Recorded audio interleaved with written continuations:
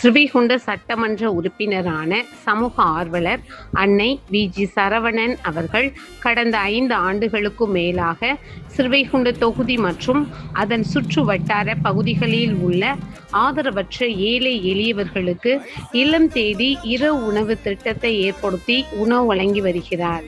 இந்நிலையில் தமிழக வெற்றிக் கழகத்தின் ஐம்பெரும் கொள்கை தலைவர்களுள் ஒருவரான சமூக ஆர்வலர் அஞ்சலை அம்மாளை கொள்கை தலைவராக அறிவித்ததன் ஈர்ப்பால் தமிழக வெற்றிக் கழகத்துடன் இணைந்து தமிழகத்தின் நிரந்தர முதல்வர் திரு சி. ஜோசப் விஜய் அவர்களின் ஆசியுடன் கழக பொதுச் செயலாளர் அண்ணன் புசி என். ஆனந்த் அவர்களின் வழிகாட்டுதலின்படியும் மதிய உணவு மற்றும் இரவு உணவு திட்டத்தை ஏற்படுத்தி உணவு வழங்கி வருகிறார்.